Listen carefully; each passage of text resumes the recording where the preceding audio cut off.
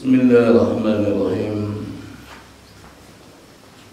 Assalamualaikum warahmatullahi wabarakatuh. Waalaikumsalam warahmatullahi wabarakatuh.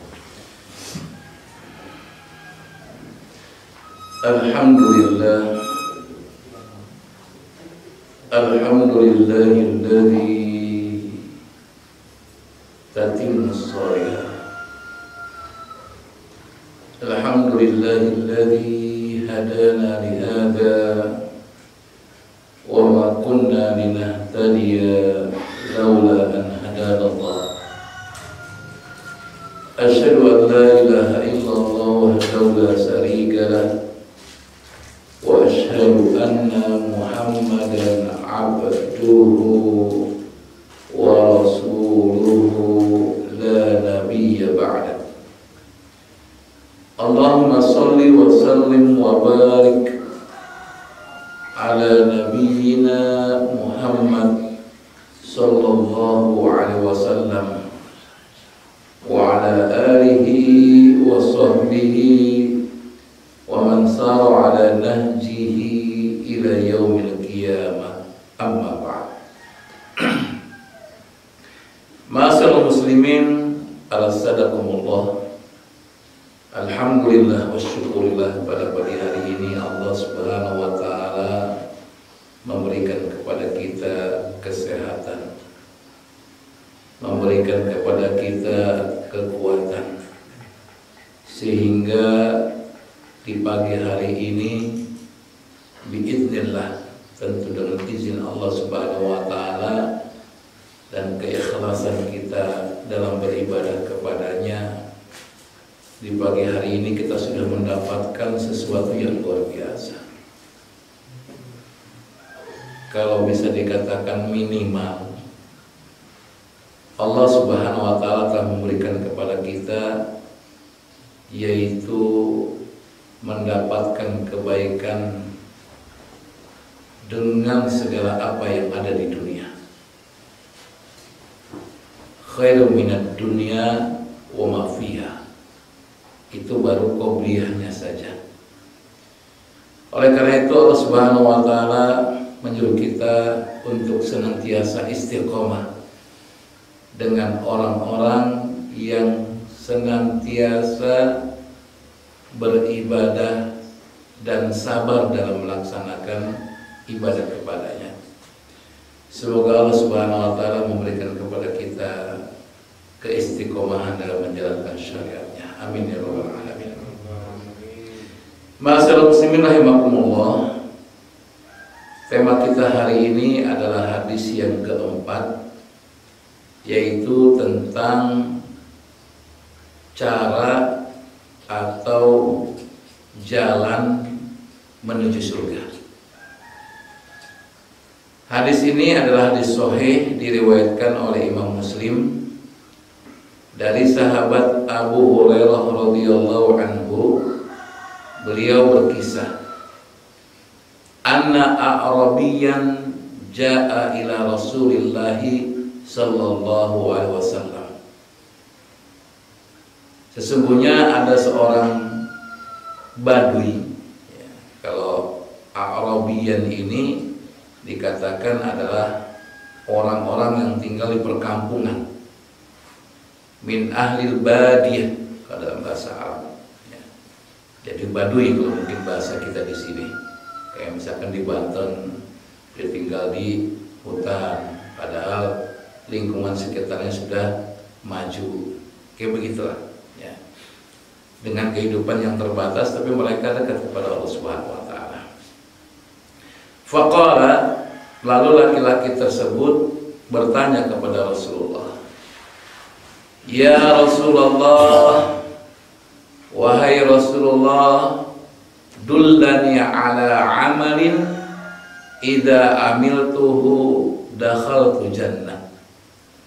Wahai Rasulullah, tunjukkan kepadaku amalan yang bila mana aku mengerjakannya akan mengantarkan diriku masuk ke dalam surga. Masya Allah. Inilah bagaimana kita dapatkan para sahabat itu adalah sahabat yang senantiasa perhatian dalam urusan agamanya, dan fokus mereka adalah akhirat.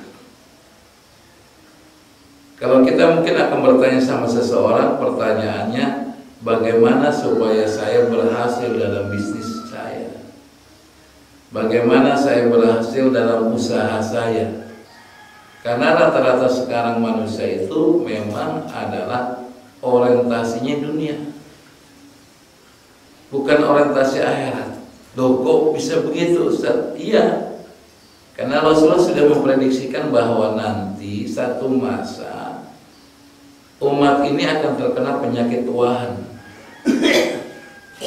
Maka para sahabat bertanya, wahan itu apa ya Rasulullah? Wahan itu adalah hubbud dunia wa karahiyatul maut, yaitu cinta dunia dan takut kematian.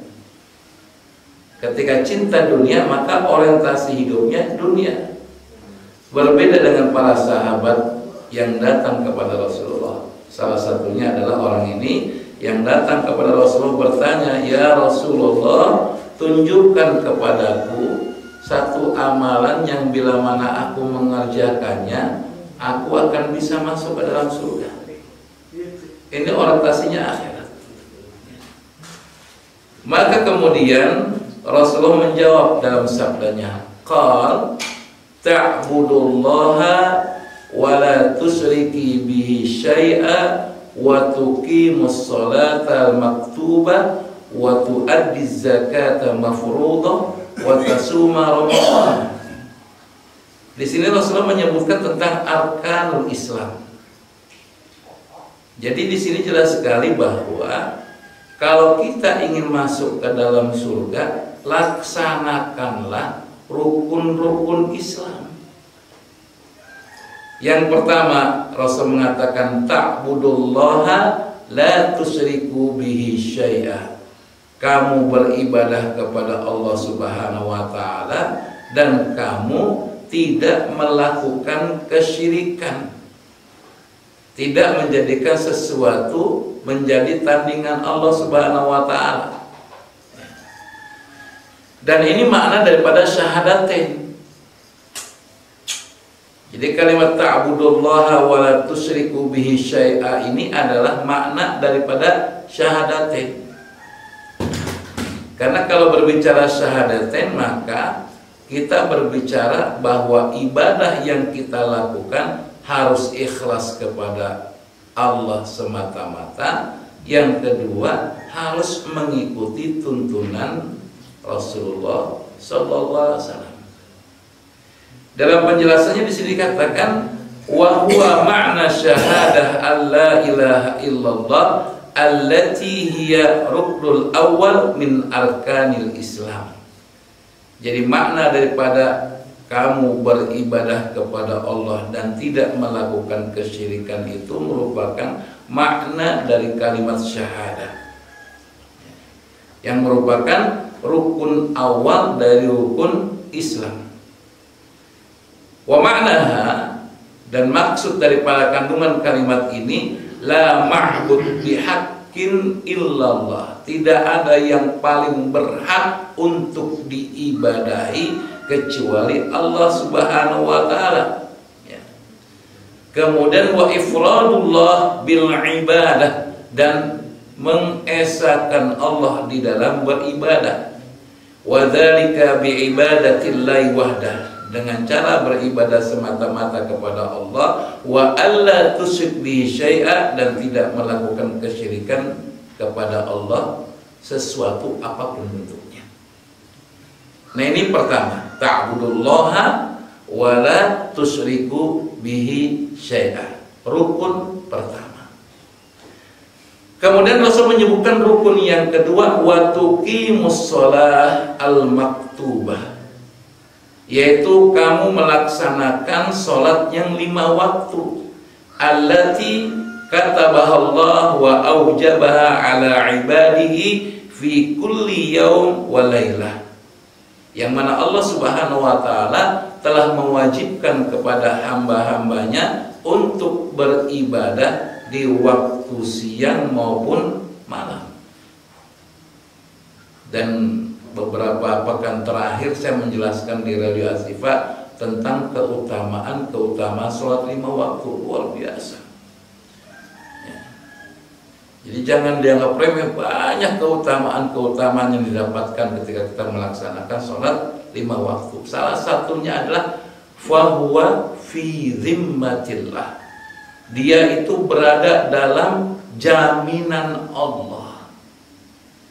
Jadi jangan takut kalau kita sudah melaksanakan sholat 5 waktu, tentu memperhatikan rukunnya, syaratnya yang benar agar diterima.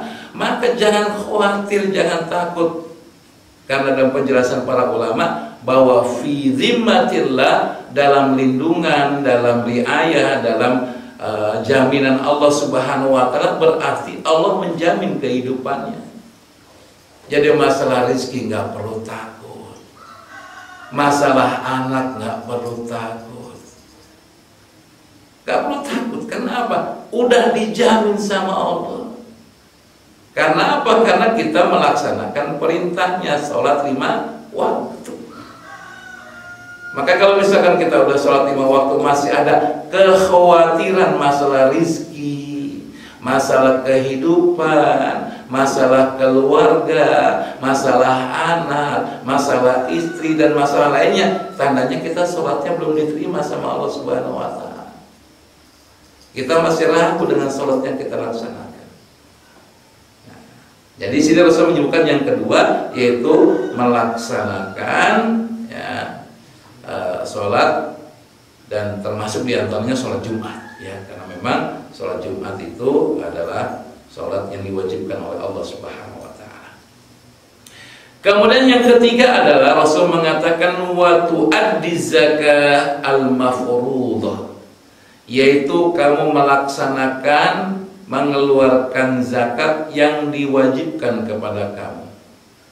Ai wa tu'ta zakah asy-syar'iyyah allati aujabaha Allah 'alaih. Jadi kamu membayar, mengeluarkan zakat yang syariat, maksudnya yang sesuai dengan syariat. Kalau kita kerja, kita hitung berapa sih penghasilan kita. Kalau memang sudah sesuai dengan nisabnya, ya maka ya udah keluarkan. Kita bertani, mau pertanian sawah atau pertanian ikan, begitu juga dikeluarkan. Ya, dengan berbagai perhitungan tentu ada caranya. Ya. Jadi laksanakan, keluarkanlah zakat al-mafruḍah. Wa tadfa'aha li mustahiqqiha. Jadi dan menyalurkannya kepada orang-orang yang berhak untuk mendapatkannya. Orang tua kita itu bukan yang mendapatkan hak dalam zakat, enggak. Itu kewajiban kita. Ya. Jadi nggak boleh zakat diberikan pada orang tua, itu nggak boleh. Ya. Karena itu kewajiban kita. Harta kita itu adalah milik orang tua kita. Karena di sini peserta yang laki-laki semua, maka harus diingatkan harta kita, apa yang kita miliki itu milik orang tua kita. Itu yang dikatakan Rasulullah SAW. Kemudian yang selanjutnya adalah watasum Ramadan, yaitu melaksanakan saum Ramadan. Nah di sini kata para ulama diperbolehkan wa yajuz kalau Ramadan min ghair idhafah syahr. Jadi diperbolehkan menyebutkan Ramadan tanpa harus menyebutkan di awalnya dengan ucapan bulan. Ya. Nah, di sini wa tasum Ramadan ay wa tuhafid ala siyam Ramadan fi waqtiha. Bagaimana kita menjaga puasa Ramadan pada waktunya? Karena apa? Kalau kita melaksanakan saum Ramadan di bulan Ramadan terasa lebih nikmat dibandingkan di luar Ramadan. Kenapa? Kan bisa jadi ada yang gagal Ramadannya, sakit, akhirnya melaksanakan Ramadan di bulan lainnya kan. Ada yang haid, ada yang nifas, akhirnya melaksanakannya di luar Ramadan, beda rasanya. Ya, beda. Mungkin coba perhatikan, pernah nggak kita melaksanakan Ramadan di luar bulan Ramadan? karena sakit halangan syar'i atau karena memang merupakan rutinitas wanita, ya, haid lah, menyusui ataupun kemudian nifas, kayak begitu. Nggak enak, karena apa? Kalau Ramadan semua kan pada puasa semua, ya. Kalau di luar Ramadan, aduh ya Rabbi ya Karim, orang makan enak di hadapan kita, nggak makan gimana? Ya, makanya enak melaksanakan Ramadan pada waktunya. Nah, yang menarik adalah kan rukun Islam itu ada 5. Kenapa haji nggak disebutin? Dia katakan di sini, walam yudkar fil hadis hajj ila baitillahil haram. Pada hadis ini tidak disebutkan tentang haji ke Baitullah. Maka dikatakan ma'annahu rukun khamis min arkanil Islam. Sedangkan kan haji itu merupakan rukun yang kelima. Malah dikatakan pengarangnya ini la'alla dzalika qabla ayyafurullah. Bisa jadi hal ini mungkin disebutkan oleh Rasulullah karena kewajiban haji belum diwajibkan ketika itu. Karena kan haji di akhir-akhir, ya. Itu satu pendapat. Lalu yang kedua adalah bahwa haji itu memang wajib, tapi bagi yang mampu. Bagi yang tidak mampu bagaimana? Kalau memang disebutkan misalkan begitu ya, ya kasihan. Ya. Wallahu a'lam bishawab. Tapi saya yakin ya kalimat yang pertama itulah yang bisa jadi yang benar. Mungkin ketika itu kewajiban haji belum disebutkan oleh Rasulullah karena memang yang ada pada saat itu baru 4 itu. Wallahu a'lam bishawab. Ya. Kemudian dilanjutkan waqal, maka laki-laki itu Arabi mengatakan walladzi nafsi biyadihi, yang mana jiwaku berada di tangannya. Ya. Jadi di sini adalah qasam, bersumpah bahwa yang mana jiwaku berada di tangannya. Memang benar jiwa kita itu berada di tangan Allah Subhanahu wa taala. Tadi malam kita tidur tuh lagi diambil sama Allah, ditahan. Ada yang kemudian dibalikkan ke tubuhnya, ada yang tidak dibalikkan.